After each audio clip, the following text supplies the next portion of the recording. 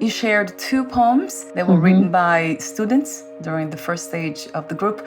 And then it's called What Matters to Me. That was by a 10th grade Poetry Lab participant. And then The Inside Outside by an 8th grade Poetry Lab participant. It kind of stopped me for a moment. And it stopped me now even, just looking at it. How powerful it is to give space to not just young people, I think everyone. It's interesting how we do need to be heard, understood, seen. And that reflects that powerfully when I read those samples. Do you have them in front of you, Mary? I do. Oh, wonderful if you could read them. Sure. Yeah. Here's the first one by the 10th grader. What matters to me? What matters to me is home, family, religion. And the truth is that I'm more than what I appear to be. But the problem is no one ever looks to see. Therefore, how will you ever get to know me? Right. And the thing about these poems with young people, the group is usually 45 minutes to an hour long during school. And I don't give a very long period of time for kids to write. I give the prompt, I give it a sample, and we talk a little bit, and then we give maybe 5-6 minutes for kids to write. Because we try to get through 2 or 3 writing prompts each session. And so kids come out with this, 5 minutes. And to me, it just confirms when you ask a kid, tell me about your life. Tell me what's on your mind. Tell me what's on your heart. They will. The kids are hungry to be heard.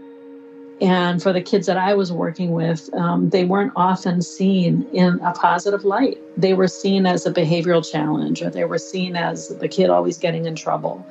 And now when they come to the Poetry Lab, they now get to be seen as the kid who can rhyme like no other, or the kid who always keeps it real with the things that they write, the kid who's most honest. And that's a great example of that. There's something about honesty. I think some people call authenticity. That children are so good at it. We strive to be like that as an adult. We'll go back and return to that. And then the second one, Mary, if you could. Yes, this one by an 8th grader. Inside, outside. On the outside, I'm hyper and dangerous. On the inside, I'm scared and calm. On the outside, I'm argumentative. On the inside, I want to leave it alone. Sometimes the inside wants to come out when the outside's acting up. That's why I do poetry, to release the inside. Rituals are super important to set the stage and set the tone for what are we going to do together for the next hour. You have 6 kids in the room and they've come from, 3 different classrooms to come to a group.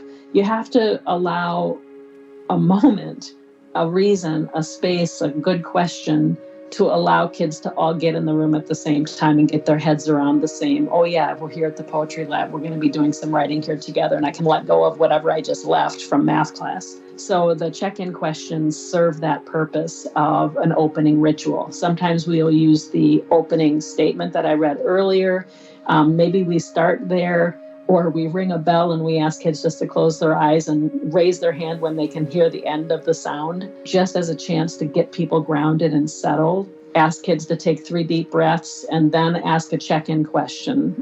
Sometimes they're very deliberate, like what's the best thing that happened to you since you were at the lab last week, or they're very deliberate to coach and support kids to remember to use writing as a healthy coping strategy. So I might ask, how many times did you write in your journal in the last week since we saw you at the Poetry Lab? Or did you write a poem since we saw each other last at the Poetry Lab?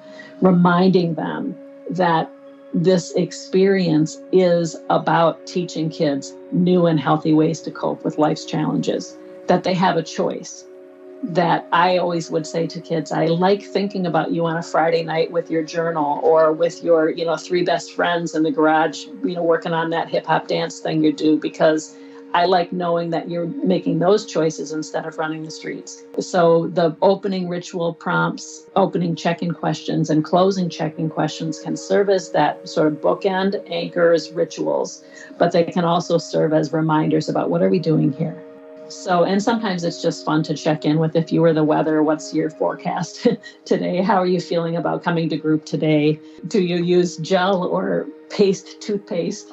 And just, again, getting kids, everybody in the same room at the same time. And the history of the Poetry Lab, I think it's really the anchor of the whole thing. I've always believed that everyone has an important story to tell.